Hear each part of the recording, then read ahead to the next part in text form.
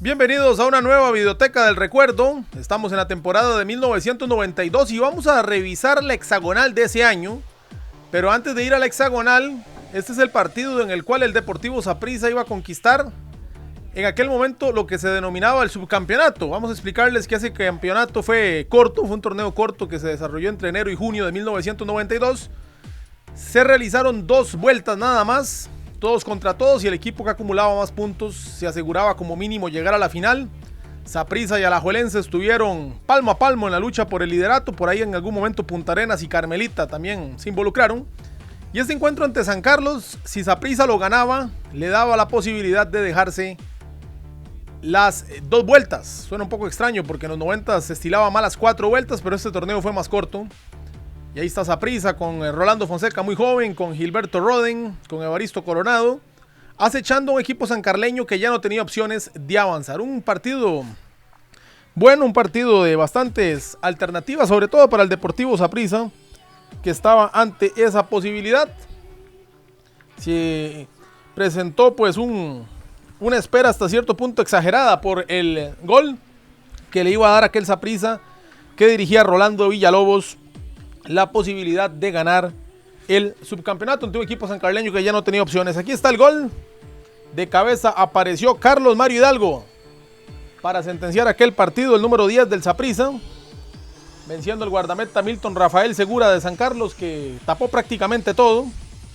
Saprissa con Álvaro Fuentes, con Vladimir Quesada, con Roger Flores, con Ronald González, con Marvin Obando, que jugó su única campaña con Saprissa, con Benjamín Mayorga, con Carlos Mario Hidalgo, con Enrique Díaz, Rolando Fonseca, Gilberto Roden y Evaristo Coronado. Ahí está la celebración del público. No llegó tanta gente, pero era un partido muy importante. Por cambio, ingresó Eddie Picado y Alexis Camacho. Aquel 19 de abril del 92, Saprissa. Lo celebraba ahí Ronald González y compañía. Era el equipo de mayor puntaje de la fase regular. Ahora sí vamos al hexagonal. Vamos al hexagonal donde participaba Punta Arenas, Saprissa, Alajuelense, Carmelita, Turrialba y Pérez Celedón, y arrancaba con el equipo porteño en la olla mágica haciéndose sentir. Llegó de cabeza Sandro Alfaro para adelantar a Punta Arenas ante el Deportivo Saprissa, un partido que en aquellos días era un clásico. Saprissa fue el mejor de la fase regular con 32 puntos, Alajuelense quedó en 30. Después Punta Arenas hizo 24 puntos, fue tercer lugar. Turrialba cuarto con 23, Pérez Celedón quinto con 22 y Carmelita se metió en el sexto puesto con 21 en una cerrada lucha con Guanacaste. Había quedado en el camino también Herediano, San Carlos, Limón, Cartaginés, que tuvo un pésimo torneo, y Uruguay de Coronado, que descendió. Ya pues la hexagonal estaba en desarrollo y ese tempranero gol de Sandro Alfaro hacía temblar la olla mágica aquel 26 de abril de 1992, en el cual Saprissa, que pues partía con un cartel de favorito debido a que no solo fue el equipo de mayor puntaje en la fase regular, sino que desplegó un buen fútbol Saprissa, que tras perder la final del 91 ante Alajuelense se reforzó bien, sumó algunos jugadores. Había ido a Donis Hilario, que era su goleador, pero habían llegado otros como Leoni Flores, como Gilberto Roden. Un Saprissa competitivo que pues trató de hacer un equipo casi que de ensueño en aquellos días y alcanzó para ser el mejor de la fase regular, pero empezaba renqueando la hexagonal. Aquí esta jugada de Benjamín Mayorga, la salida por parte de Ronald Sequeira, el tiburoncillo,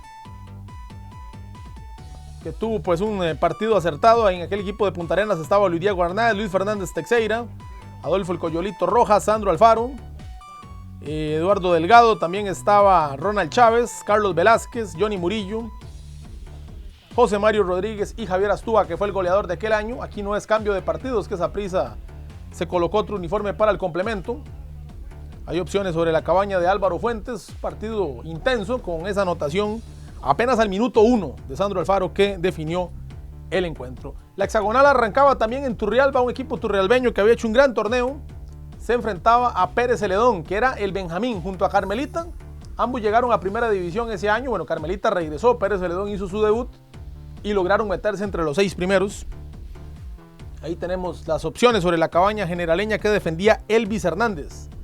Mientras en Punta Arenas hacía un calor sofocante, vemos la lluvia en Turrialba. En aquel primer partido pues no estaban ni Herediano ni Cartaginés, que eran tradicionales, pero estaban otros equipos que habían sido animadores y que habían jugado mejor, como Turrialba, que recién había llegado a primera en el 90-91, y Pérez Celedón, que apenas llevaba 4 meses en la División de Honor, aquel equipo generaleño de grato recuerdo dirigido por Juan José Gámez Rivera. Y Turrialba, que también pues tenía un despliegue de buen fútbol en aquellos días, dirigido por el Pocho Cortés. Alternativas en abundancia, vemos un fútbol muy ofensivo que se practicaba en aquellos días. Finalmente las anotaciones iban a quedar reservadas para la etapa complementaria. Vimos a Guillermo Guardia, que fue el gran goleador de aquel equipo turrialbeño, un equipo de Turrialba que sin duda fue animador, ambos fueron animadores, así que era un partido grato. Ahí está el legendario Taylor Morales, que hacía sus primeros partidos en la máxima categoría. Atención, aquí se escapa el cuadro turrialbeño. Y vaya goleador, vaya estampa de goleador, Guillermo Guardia, el 57. Y era Turrialba el que se adelantaba ahí, superando una marca a José Martín Jiménez. En aquel equipo turrialbeño donde estaba Miguel Segura, donde estaba Miguel Vargas, Franco Benavides, Randall Rowe, Alexander Mora, Roberto Aguilar, Michel Meyer, Floyd Guthrie, Daniel Alberto Casas, Guillermo Guardia, Luis Jiménez. Fue el equipo titular aquel día en el estadio Rafael Ángel Camacho, donde Turrialba no supo sostener esta ventaja. Vemos las opciones y bueno, comparar las épocas no es válido, pues al menos esto creemos, pero sí era un fútbol más ofensivo, tal vez no tan táctico, pero sí con mucha técnica y con muchas alternativas. Los equipos no se guardaban nada. Parecía que el triunfo quedaba para los de casa. Sin embargo, este Pérez Celedón tenía un gran punto honor. De hecho, en esos días nació el mote, o dentro de pronto iban a ser el mote de los Guerreros del Sur. Carlos Arrieta fue el árbitro principal de aquel encuentro, asistido por Ramón Luis Méndez y Carlos Fallas. Y aquí se va a decretar penal. Y Martín Jiménez, que hizo un gran torneo, incluso llegó a la selección. Poco después de este partido fue que le anotó aquel golazo a Brasil. 1-1, empataba a Pérez Celedón y sacaba un punto de oro en ese equipo de Pérez Celedón, donde estaba Elvis Hernández, Carlos Garro, Martín Jiménez, Sandro Elizondo, José Cordero, Miguel Davis, mundialista de Italia 90, más allá de que no jugó, Taylor Morales, también estaba Farlen Ilama, estaba Gualí Solano, un muy buen equipo de Juan José Gámez. Empate 1-1. Ahora Saprissa jugaba su segundo encuentro ante un Carmelita que debutaba. Esto porque Alajuelense pues había variado la programación de uno de sus encuentros porque estaba participando en CONCACAF.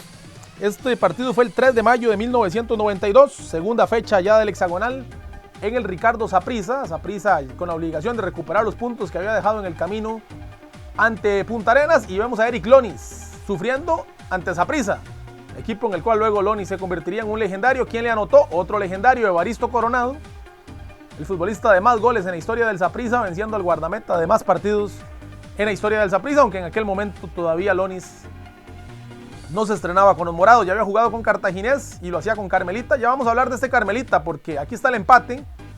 Y bueno, dos legendarios del gol, primero Evaristo Coronado y aquí empata Jorge Manuel el Gugi Ulate, que pues ya relativamente veterano, iba a tener un gran resurgir en aquel gran Carmelita del cual en otros momentos hemos hablado. El Carmelita de Carlos Watson, con Eric Lonis, con Víctor Castro, con Claudio Rojas, con Ronald el Macho Mora, con Maximilian Peinado, con Tomás Segura, Calix Castro, José Luis Zúñiga y Juan Morales. Ese fue el equipo titular, pero ya vamos a hablar de otras figuras porque aquí llega Evaristo, que tuvo una gran hexagonal. Evaristo que disputó el título de goleo, vaya sociedad con Enrique Díaz. Evidentemente Saprissa era el equipo de más figuras, era el equipo más curtido. Y aquí pues aunque tuvo sus sobresaltos, iba a vencer a ese gran Carmelita, donde repasábamos algunas figuras. También ese día entró de cambio Wilmer López, que hacía sus primeros partidos en primera división, lo mismo que José Joaquín Astúa, que ingresó de cambio. Como podemos repasar en este Carmelita, era una combinación de figuras muy jóvenes y otras que ya eran veteranas. Aquí por poco Ilonis veía caer su portería, pero tuvo la capacidad de devolverse. Saprissa, pues ya repasamos en los otros partidos algunas de sus figuras, por ahí vamos a ir sumando otras. Finalmente triunfo morado 2-1. Ahora sí debutaba la liga, que era el campeón, que había hecho cambio de técnico checo, se había ido Iván Braz, había llegado Jan Postulka y tuvo enormes problemas. La liga se criticó mucho en la fase regular.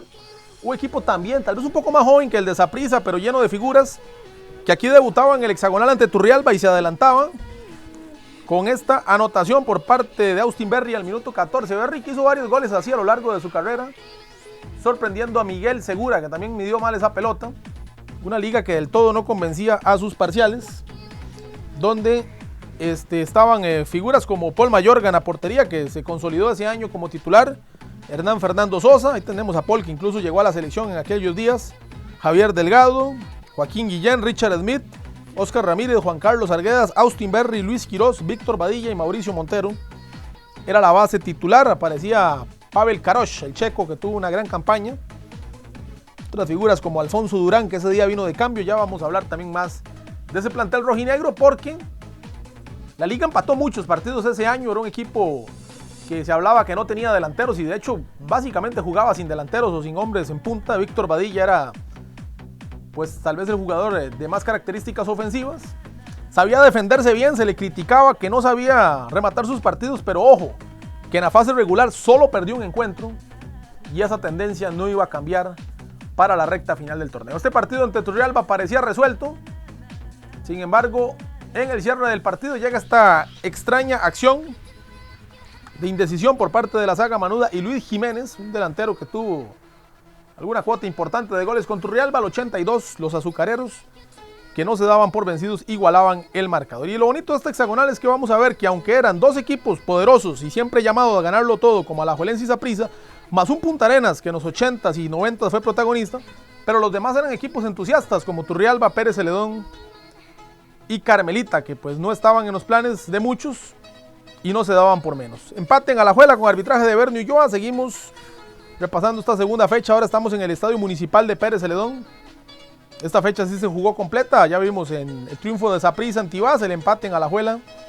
Y ahora en Pérez Celedón se enfrentaba el cuadro local y Punta Arenas, que no iban a quebrar el cero. Aquel 3 de mayo del 92, un partido como la mayoría de esta hexagonal y del fútbol nacional de aquellos días, con muchas alternativas, tanto sobre la cabaña de Elvis Hernández de Pérez Celedón como del Tiburón Sequeira de Punta Arenas. Ese año se lesionó Hermidio Barrantes, que era el estelarísimo de Punta Arenas, que ya pues poco después pasaría al Club Sport Herediano. Así que el titular en Punta Arenas fue mayoritariamente Sequeira y también un guardameta, Harry Solano, que tuvo algún paso por el equipo naranja, que era tal vez el tercer abanderado a pelear el título. Como dijimos, fue tercero de la fase regular y bueno, desde mediados de los 80s hasta mediados de los 90s se puede considerar que el legendario Municipal Punta Arenas fue un equipo grande y protagonista. Este partido sin muchas alternativas. Ronald Elías Gutiérrez pitaba al final. Se fue expulsado Eduardo Delgado. Final de la primera parte, porque en el complemento pues seguirían las acciones. Se hablaba pues de un refrescamiento en el fútbol nacional, aunque decepcionó Herediano, que pues se armó hasta los dientes al siguiente año y salió campeón, y Cartaginés también lo hizo, salió subcampeón, pero en ese año, ese torneo corto los tomó fríos a ambos y dejaron su lugar para otros protagonistas como los que hemos venido repasando en aquella refrescante y significativa hexagonal del 92, que luego daría paso ya a los campeonatos con un sistema de calendario más al estilo europeo, como se mantiene hasta la fecha, que es iniciar un torneo en agosto o septiembre y finalizarlo aproximadamente en mayo-junio, más allá de que luego pues vinieron los torneos cortos o se inventaron los torneos cortos, pero básicamente el calendario es el mismo para ubicar por qué se jugó un torneo solo de 6 meses, y bueno, de 6 meses y con muchísimos partidos, porque fueron 22 de la fase regular y 10 de la hexagonal, o 10 jornadas de la hexagonal, más una posible final en la cual ya estaba sembrada Saprissa. Bueno, el 0-0 no se quebró en el sur. Ahora vamos con el juego de reposición de la primera fecha, Alajuelense ante Carmelita, un tema que siempre ha existido, la liga visitante en el Morera Soto, y le iba a sacar ventajas a veces en los primeros minutos, porque a los 24 segundos Luis Alberto Quirós adelantaba la liga sobre Carmelita, que sí tenían una muy estrecha relación en aquellos días, porque ya repasamos el plantel de Carmelita y la mayoría de jugadores eran de cantera rojinegra. Aquí caía el segundo de Richard Smith al minuto 16 y el tercero, Juan Carlos Arguedas. Realmente la liga le pasaba por encima como una planadora a este Carmelita, que hizo un muy buen torneo, pero bueno, contra la liga se veía reducido el equipo Carmelo, que va a descontar al 71 con un gran futbolista que llamó la atención en el fútbol nacional, que incluso alcanzó a ser seleccionado como Carlos Calix Castro. Que aquí llega a este paradón por parte de Paul Mayorga, que ya lo decíamos, tuvo una gran campaña. incluso llegando a la selección, pero aquí está Calix acercándose Carmelita, donde ya aparecía figuras de la cantera de la liga. Hablábamos, por ejemplo, de Maximilian Peinado, de Wilmer López, que eran tal vez los más regulares, aunque ya sumaba por ahí Luis Marín y Ronald Lavala Gómez, par de figurones del fútbol nacional. Y al 84, Arguedas, hombre que había empezado con Carmelita en segunda división, pero fue la liga el equipo donde arrancó su carrera en primera. Pasaba uno de sus mejores momentos Arguedas, que ya pues era jugador de selección y demás, y 4-1, 2 de Arguedas, 1 de Smith y 1 de Quirós.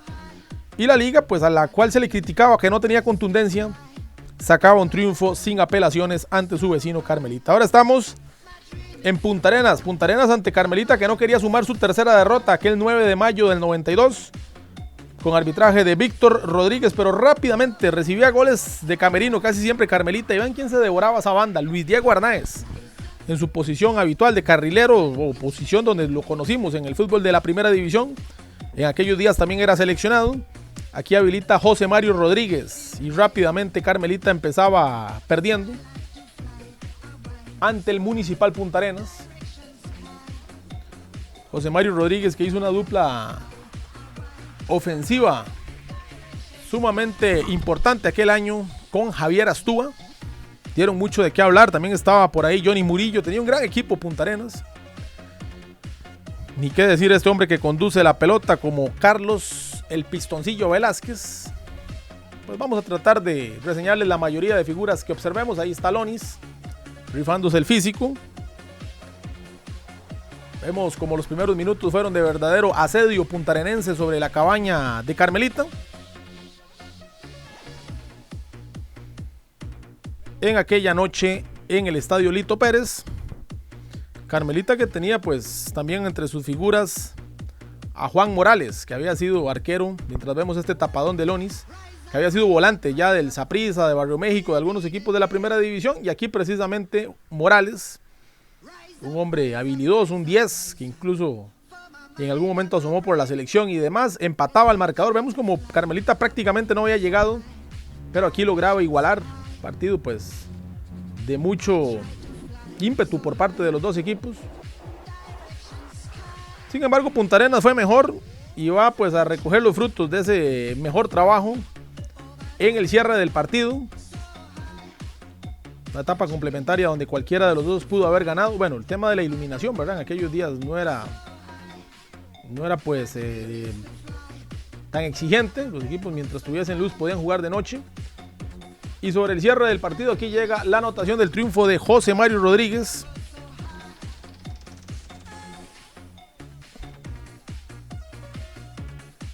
Estaba en posición adelantada.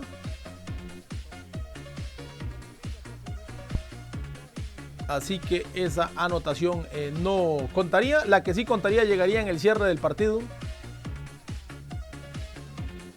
Vemos cómo se jugaba con todo, cómo se metía pierna. Atención a esta acción por parte del Gugi, que tuvo una gran hexagonal, no lograba definir. Insistimos, las épocas no se comparan, sí hay que destacar la intensidad y también muchas veces lo fuerte que se jugaba casi siempre a la pelota. No faltaba pues uno que otro jugador que tuviese otras características. Aquí Sandro Alfaro, que en sus inicios fue también un jugador que llamó mucho la atención. Este Punta Arenas, tal vez en este 91, este 92 más bien, no fue tan avasallador, no fue tan brillante. En el 91 sí lo fue, pero cómo sacó figuras importantes para el fútbol nacional. Cómo se caracterizó por ser un equipo que practicaba buen fútbol. Y aquí llega el gol de la victoria para Punta Arenas ya en el cierre del partido. Apareció Ronald Vega. Y la locura en el estadio Lito Pérez. Otro que luego hizo bastantes goles en el fútbol de la primera división. Ahí la saga de Carmelita que se confunde. Y en un gran partido donde Carmelita tuvo que jugar la mayor parte con solamente 10 jugadores por la expulsión de José Joaquín Astúa. Así ganaba Punta Arenas. Y ya Punta Arenas se metía en la parte alta con 2 victorias y un empate en esa hexagonal del 92, que en esta primera parte, este primer repaso, vamos a reseñarle las 3 primeras jornadas. Estamos ya en la tercera fecha. Carmelita entonces, que se quedaba en el sótano con 0 puntos. Aquí está esta acción aparatosa. Y la tarjeta roja de la cual hablábamos anteriormente sobre Astúa. Quedaban por delante todavía 7 fechas para un equipo como Punta Arenas, que se ilusionaba con disputar la final ante el Deportivo Saprissa, tapadón de Lonis, vaya campaña de Lonis, que jugaría un año más con Carmelita y después iniciaría su larga carrera con el Saprissa. De fondo vemos muy chiquillo a Wilmer López, que también ya llamaba la atención. Ahora vamos al Estadio Municipal de Pérez. Alajuelense tenía que ganar para no darle espacio a Punta Arenas ante este complicado equipo de Pérez Celedón. Ahí está Paul Mayorga junto a Lonis. Tuvo una gran campaña y también se caracterizó por sus pintorescos uniformes. El técnico de la selección nacional, Oscar Ramírez, que era pues figura de primer plano en el fútbol nacional. Y llega este disparo de Luis Alberto Quiroz, de los buenos goles de esa hexagonal. La liga que en fase regular le había ganado a Pérez en este escenario. Volvía a sacar el colmillo de equipo ya con kilometraje.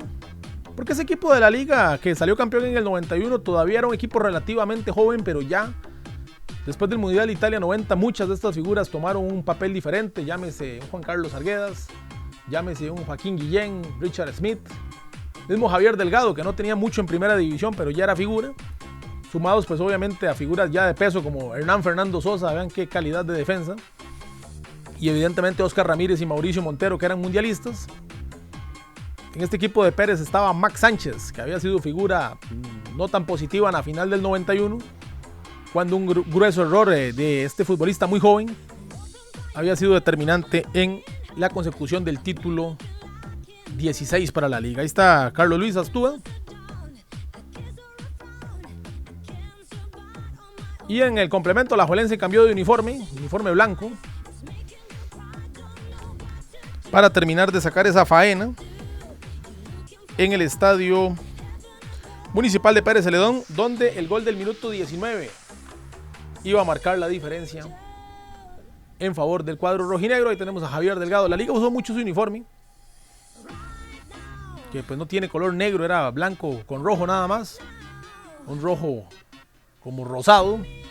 Un uniforme que en aquellos días le dio muy buenos resultados a la liga. Se estilaba mucho cambiar de uniforme en la etapa complementaria. Pérez Celedón, que lo intentó con todo, con un Gámez que conocía a la perfección este equipo de la liga, muchos eran jugadores suyos. Y eso era lo que se criticaba de la liga, que sabía pues administrar las ventajas, pero se tachaba de equipo defensivo. Y por eso en algunos momentos sus parciales no estaban acostumbrados. Algo que luego pues se repetiría en la gran generación de Oscar Ramírez, ya como técnico, en aquel cuadro manudo. Ahí está Luis Quiroz, siempre desbordante, ya era un jugador maduro, que había aparecido ya por el 86. Alternativas tímidas ya de la liga, pero con la ventaja.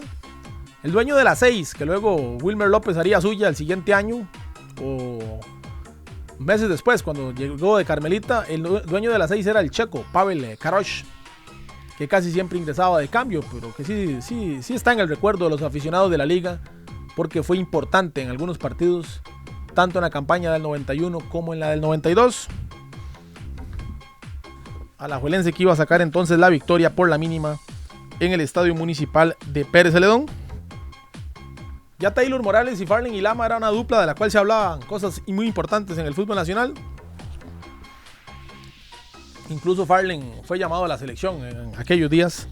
Mientras todo eso se desarrollaba en nuestro país, el técnico de la selección nacional era Héctor Núñez, conocido como el Pichón Núñez, que inició sin éxito lo que sería la frustrada ruta hacia el Mundial de Estados Unidos 94. Bien, vamos al estadio Rafael Ángel Camacho, último partido de este primer repaso. Turrialba ante Saprissa, aquel 10 de mayo del 92. Turrialba que le tenía la medida a Saprissa. Bueno, en la fase regular cada uno ganó un partido. Lo que pasa es que el que ganó Turrialba fue en el Saprissa y fue 3-0 y significó la caída del invicto morado. Ahí vemos a Fernando Patterson.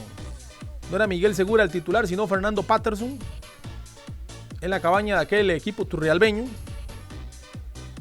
que ese día pues iba a realizar un gran partido, superando al Saprissa con un goleador que tuvo pues algunos destellos en el fútbol nacional. Luego pues desapareció Henry Rodríguez. Ahí Álvaro Fuentes, que fue titular en algunos lapsos, en otros lo hizo Jorge Arturo Hidalgo. Aquí Turrialba que se la perdía. Un partido, como observamos, lo que predominaba, lo que los equipos intentaban hacer era sobre todo el fútbol de asociación, el fútbol de toque. Jugar lo mejor que se pudiera. Y aquí llega Henry Rodríguez, este muchacho. Luego no tuvo tanta figuración en el fútbol nacional, pero bueno, vaya recuerdo va a ser para él este partido ante Saprissa, porque su aporte iba a permitirle a Turrialba, que había arrancado con un empate en casa ante Pérez y un empate muy bueno de visita en Alajuela, pues Turrialba también quería levantar la mano. Y es que por eso quisimos destacar esta hexagonal, porque aparte, bueno, que el registro visual pues es prácticamente completo. También es importante ver cómo ese año daba la impresión que, aunque Saprissa y la Liga eran los dos equipos llamados a pelear el título, todos parecían que tenían la capacidad para llegar muy lejos. Todos eran equipos muy ofensivos, eran equipos muy alegres para ir al ataque. Y eso pues siempre es importante destacar. Ahí tenemos a Marvin Obando, el jugador de más años, de más partidos en la historia del fútbol nacional. Que bueno, en medio de una carrera rojiamarilla, hizo un paréntesis, un año para jugar con Cartaginés y otro año para jugar con Saprissa. También había estado en San Carlos, pero bueno, su carrera fue mayoritariamente herediana y así se le recuerda. Y más adelante iba a jugar con Turrialba también. Aquí está Rodríguez otra vez, el verdugo de Saprissa, colocando el 2-0 a favor de ese equipo de Turrialba. En ese equipo de Turrialba estaba en el campo Alexandre Guimaraes, que jugaba sus últimos partidos en la primera división. Guimaraes, que fue dado de baja por Saprissa antes de iniciar este torneo, se colocó la camiseta turrialbeña y jugó esos 6 meses. Ahí terminó su carrera. Y bueno, él y compañía le estaban golpeando a Saprissa fuerte 2-0.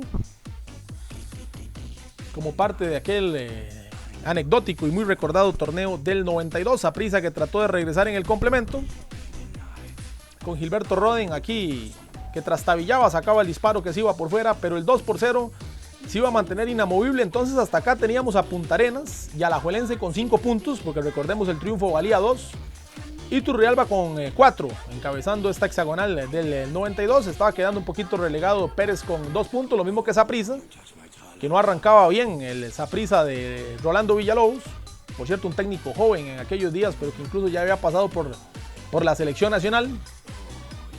Y Carmelitas estaba quedando en el sótano con 0 puntos. Después de 3 partidos, hemos repasado el arranque de la hexagonal, más el juego de Saprissa ante San Carlos, que fue el que le permitió a los morados dejarse la etapa regular. En las próximas entregas estaremos repasando los restantes partidos, más la final de aquella apasionante hexagonal de 1992 en el fútbol de Costa Rica, con muy buenos partidos y con muy buenas figuras. Ni qué decir esta Roger Flores, el capitano de Italia 90, que todavía era el líder de la saga morada en aquellos días. Algunas figuras que empezaban, otras que cerraban su carrera, otras que estaban en un momento intermedio, pero que siempre sabemos que a usted le gusta que revivamos acá en la Videoteca del Recuerdo, donde nos reencontraremos la próxima semana con más de la hexagonal del Campeonato Nacional de Primera División, temporada de 1992.